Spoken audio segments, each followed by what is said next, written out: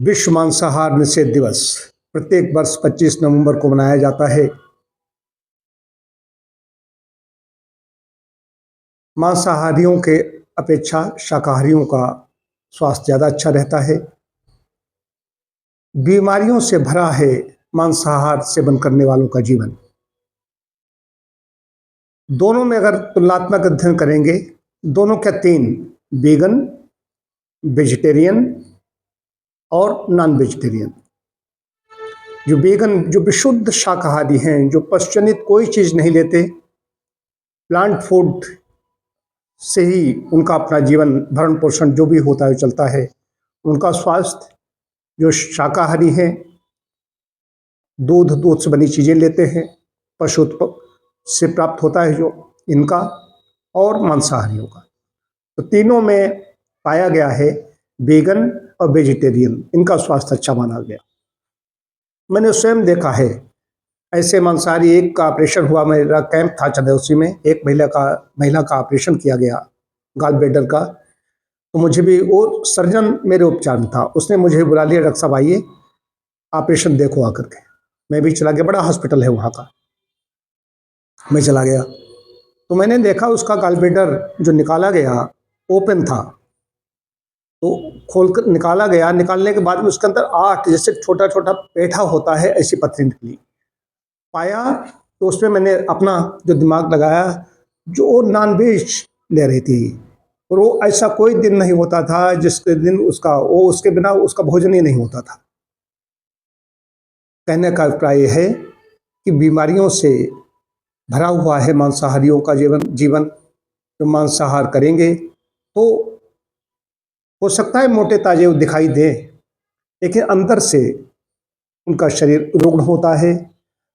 मांसाहार खाली ये नहीं, ये तो हमारी शारीरिक रचना, हमारी पाचन प्रणाली, ये मांसाहार के अनुकूल नहीं है, शाकाहार के अनुकूल है एक चीज। दूसरी चीज है, पशुओं की भी, जितने भी हमारे यहाँ वेद से लेकर के आज तक के जितने भी मतांतर भी हैं, उनमें कितनी ज़्यादा जैन धर्म इसी पर आधारित है।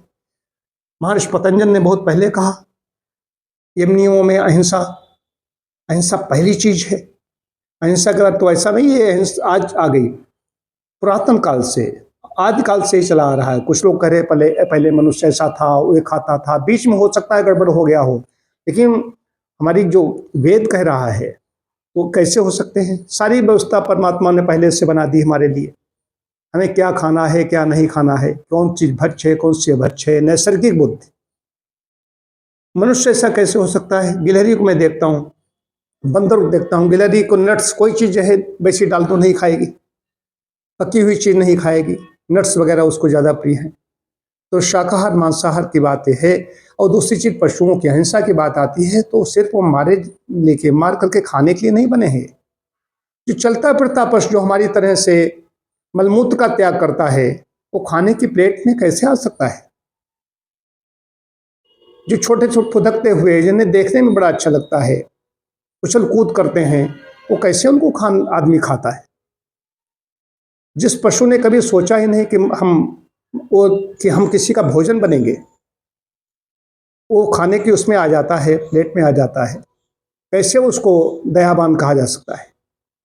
जितने भी और भी हैं मत पतांतर, उनके अंदर अगर यही है तो क्रूरटी, जहाँ पर ये है निर्दयता है, जहाँ पर पशु हत्या है, पशुवध है, पशु चित्कार, उनका रोना धोना, करुण क्रंदन जहाँ पर ये है, तो वो कैसे दयालु कहे जा सकते हैं।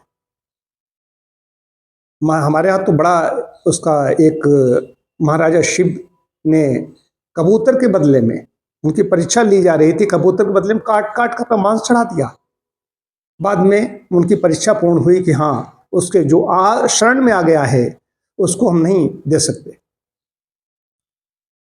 तो अहिंसा की बात इसलिए नहीं कही गई है। और इस समय भी देखा जाए, पशुधन बहुत कम होता जा रहा है, मनुष्य की आबादी बढ़ती चली जा रही है। ये तो आज विश्व में पूरे हर जगह मनाया जा रहा है। हांगकांग वगैरह में तो सुअर का मांस पता नहीं कितना खा जाते हैं, हर व्यक्ति पर करीब 50-52 किलो एक वर्ष में खाता है व्यक्ति। तो सोचना होगा कि हमें शाकाहार हमारे लिए अच्छा है, मांसाहार हमारे लिए अच्छा है, जीव के स्वाद पता नहीं, मैं तो नहीं जानता हूँ कैसे उसको स्वाद मिलता हो। मांस मिर्च मसालों में लिपटा हुआ होता है, इसलिए अच्छा लगता है। मैंने निरामिषाहार दर्शन पढ़ा है। और जितने भी बड़े बड़े संत हुए हैं, जॉर्ज बर्नार्ड शॉ से लेकर सुकरात, मोहम्मद साहब, जितने, इन सब ने भी, हमारे भारतीय संत तो हैं, भारतीय वैदिक रीत नीति के हमारे संत सन्यासी तो सब कहते हैं इसके खिलाफ ही हैं, लेकिन बाहरी भी अन्य धर्मगुरुओं ने भी इसके खिलाफ कहा है कि मांस ठीक नहीं है, मूक पशुओं की हत्या ठीक नहीं है। तो अपने पेट को कब्रगाह न बनाएं, इससे स्वास्थ्य नहीं मिलेगा। मिर्च मसालों लपेट करके खाते हैं, थोड़ी देर के लिए जीभ का स्वाद तो मिल जाता है, होगा तो इसलिए मिल जाता है कि उसमें मिर्च मसाले हैं। लेकिन कोई भी व्यक्ति मांसाहारी भी इसलिए नहीं हो सकता है, उसको सामिशाहारी या मिश्रित आहारी कहा जा सकता है कि उसका रोटी खाता है और भी चीज़ें खाता है। मांस को मतलब जो सिर्फ मांस खाता है उसको मांसाहारी कहा जाएगा। तो मांसाहार छोड़ें, स्वास्थ्य अच्छा बनाएं। स्वास्थ्य की आवश्यकता है पूरे संसार की अगर बात करें तो अपने घर परिवार के लिए तो सभी के लिए आवश्यकता है ही है। तो जब तक जिएं, स्वस्थ रहने के लिए शाकाहार सर्वश्रेष्ठ है। इससे बड़ी बात कोई नहीं है। आज संकल्प लें कि हम मांसाहार नहीं करेंगे, मांसाहार कर रहे हैं तो त्याग देंगे। और शीर्ष पर जो बैठे हुए लोग हैं, उच्च पदों पर बैठे हुए लोग हैं, मैंने एक बार स्टेटमेंट जारी किया था, तो उसमें शीर्ष पर बैठे हुए लोग, उच्च पदों पर बैठे हुए लोग, जो बड़े व्यक्ति हैं, जिनके लोग अनुयायी बनते हैं, हालांकि बहुत लोगों ने इसे छोड़ा, मांस छोड़ा, लेकिन वो छोड़ेंगे तो उसका संदेश अच्छा जाता है।